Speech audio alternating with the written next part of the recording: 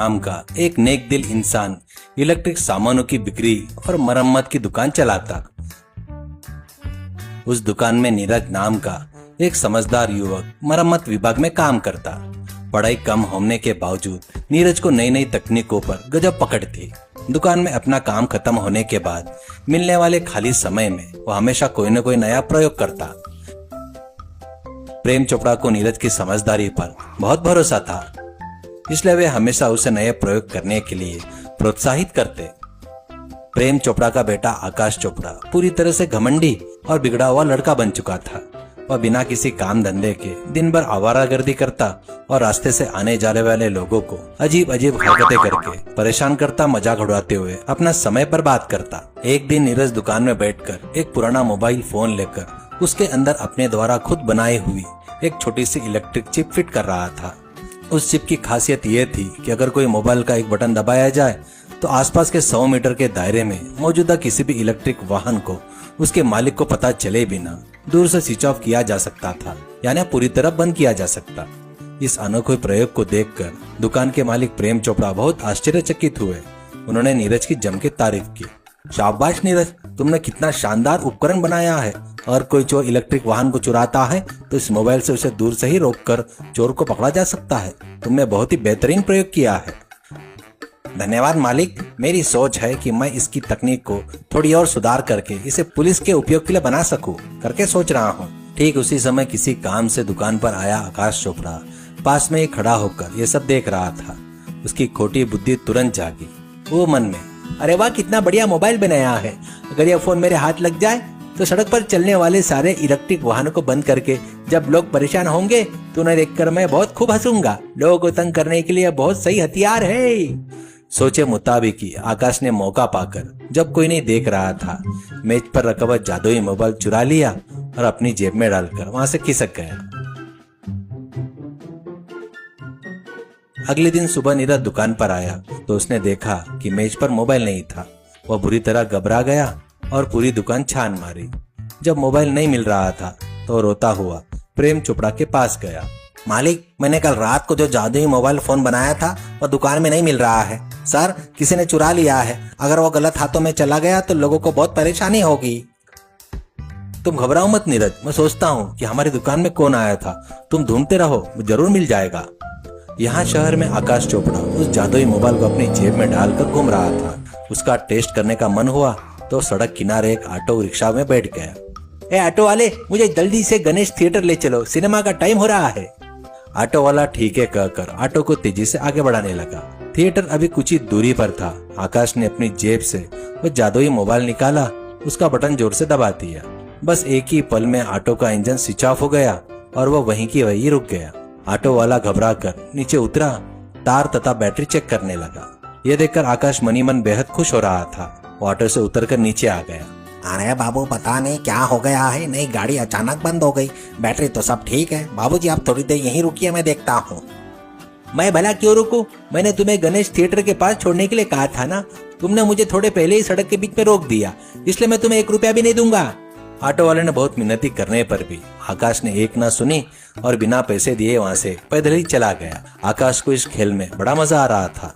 उसने इस पूरे दिन शहर के अलग अलग चौराहे पर खड़े होकर सड़क पर चलने वाली इलेक्ट्रिक कारों, स्कूटरों और बाइकों और यहाँ तक कि यात्री से भरी इलेक्ट्रिक बसों को उस मोबाइल का बटन दबाकर बंद कर दिया। सारे वाहन सड़क के बीचों बीच जाम हो जाने के कारण ड्राइवर और यात्री बुरी तरह परेशान हो गए और मैकेनिक को फोन करते हुए अपना सिर पकड़कर बैठ गए। ये सब देखते हुए आकाश एक पेड़ के पीछे खड़ा होकर कितना मजा आ रहा है, देखो लोग कैसे पागलों की तरह परेशान हो रहे हैं, ऐसा कहते हुए जोर जोर से हंस रहा था। एक दिन दोपहर में आकाश शहर के सबसे बड़े व्यस्त रहने वाले एक ट्रैफिक सिग्नल के पास आया। वहाँ सिग्नल रेड होने के कारण सैकड़ों वाहन रुक चुके थे। उनमें से ज्यादातर इलेक्ट्रिक वाहन ही थे। आकाश ने अपनी खोटी बुद्धि का इस्तेमाल करते हुए फिर से वो जादुई मोबाइल निकाला और जोर से बटन दबा दिया। बस पूरे इलाके में इलेक्ट्रिक वाहन एक साथ स्विच ऑफ हो गए। सिग्नल ग्रीन होने पर भी एक भी गाड़ी आगे नहीं बढ़ रही थी। इस वजह से उनके पीछे आने वाले बाकी सारे वाहन भी रुक गए और किलोमीटर लंबी भयानक ट्रैफिक जाम की स्थिति बन गई। सारे ड्राइवर जोर से हॉर्न बजाने लगे और एक दूसरे को कोसते हुए वह भारी हंगामा शुरू हो गया। उस भयानक ट्रैफिक जाम के बीच एक आपातकालीन चिकित्सा वाहन भी खड़ा था, यानी एम्बुलेंस गाड़ी फंस गई थी। उस गाड़ी के अंदर मौजूदा मरीज की हालत बेहद गंभीर थी। उस गाड़ी का सायरन कुकू करते हुए जोर से गूंज रहा था, लेकिन आगे भी सभी गाड़ियां बंद पड़े होने के कारण उसे निकलने का रास्ता नहीं मिल रहा था। आकाश एक तरफ खड़ा होकर उस ट्रैफिक जाम को देखकर खुश हो रहा था। ठीक उसी समय आकाश का मोबाइल जोर से बजा। उसने देखा कि उसकी माँ का फोन आ रहा है। उसने हंसते हुए फोन उठाया। हेलो माँ, बोलो क्या हुआ? माँ फोन पर बुरी तरह रोते हुए कांपते हुए। बेटा आकाश, तुम कहाँ हो रे? तुम्हारे पापा को घर में अचानक बिल का द्वारा पड़ा रहे। हालत बहुत गंभीर होने के कारण हमारी दुकान में काम करने वाले नीरज बाबू ने उन्हें एक एम्बुलेंस गाड़ी में बिठाकर बड़े अस्पताल ले जा रहे हैं। लेकिन अभी अभी नीरज का फोन आया था। शहर के बड़े ट्रैफिक सिग्नल के पास सारे वाहन रुक गए और भयानक जाम लग गया है। हमारी एम्बुलेंस गाड़ी भी उसी जाम में फंस गई है। आगे एक भी गाड़ी नहीं हिल पा रही है। बेटा, तुम्हारे पापा को सांस लेने में तकलीफ हो रही है। तुम जहाँ कहीं भी हो जल्दी वहाँ पहुँचो बेटा। यह बात सुनते ही आकाश के सिर पर जैसे अचानक बिजली गिर पड़ी। उसके हाथ से वह जादुई मोबाइल छूटने ही वाला था। उसने उस जाम की तरफ देखा। वो सायरन बजती हुई जो एम्बुलेंस फंसी थी, उसके अंदर और कोई नहीं बल्कि जिंदगी और मौत के बीच में जूझ रहे उसके पिता प्रेम चोपड़ा थे।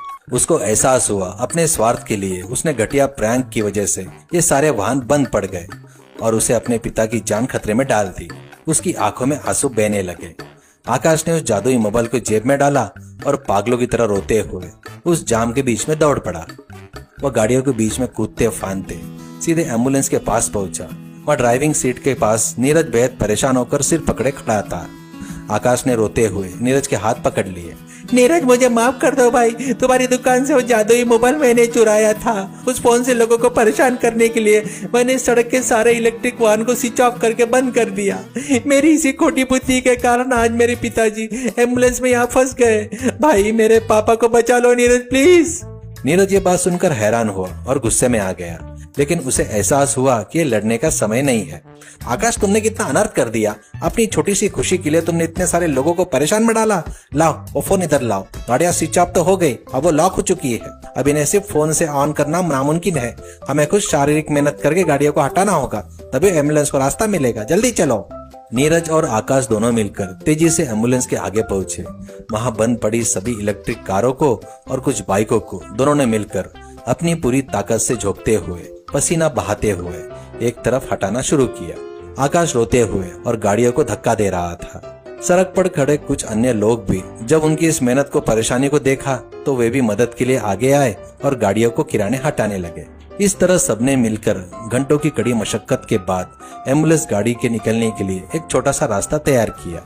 एम्बुलेंस गाड़ी उस रास्ते से तेजी से निकलते हुए अस्पताल की तरफ बढ़ गई। आकाश और नीरज दोनों दौड़ते हुए अस्पताल पहुंचे। वहां वे इमरजेंसी वार्ड में बाहर खड़े होकर रोने लगे।